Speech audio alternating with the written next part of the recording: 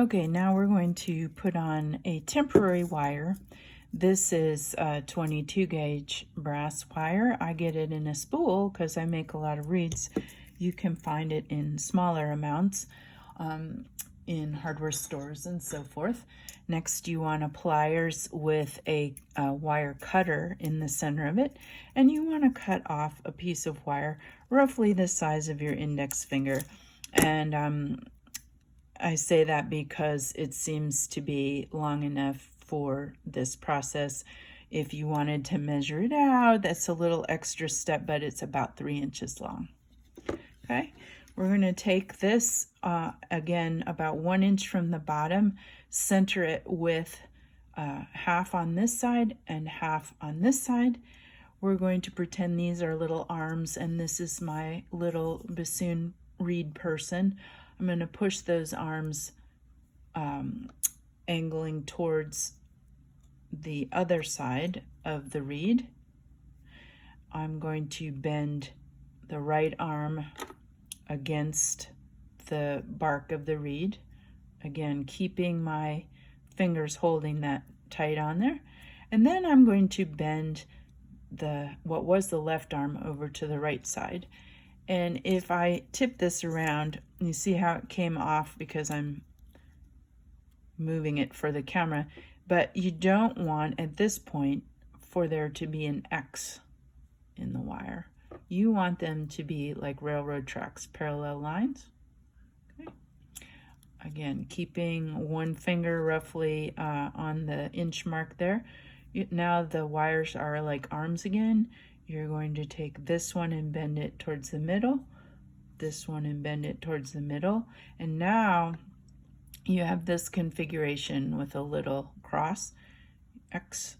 You take that and you twist it with your fingers, being careful this is sharp, the end is sharp, and using that pliers, you're going to grab that twist in between the edges of the nose of the pliers, hold the sides of the reed, sides of the wire, and twist that knot until you have taken up almost all of the slack. You can see there's a little bit of daylight in the wire. Then again, checking that my wires haven't crossed. They look good. You're going to, I like to put my index finger and middle finger on either side of the nose of the pliers and hold the wire with my thumb, pull and twist, pull and twist. And then you can tidy up the wire so that it's pretty parallel. I leave that twist sticking out. I'm going to grab some cotton twine or some yarn, something that you can reuse because this part is recyclable. You use it just at this point of the reed. You don't have to throw it away. You can keep it for the next reed.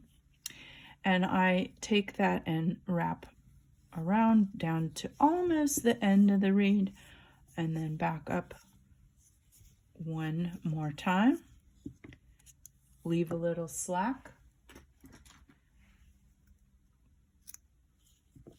I know I'm going to have to undo this because this scissors is a little dull at the moment. There we go. Okay. Now I have a little bit of a tail.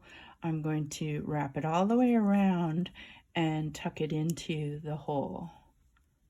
Grab the end. See how it's like a little lasso? Pull it. And now you have this little reed mummy. Okay, now there's a couple of things you can do at this point.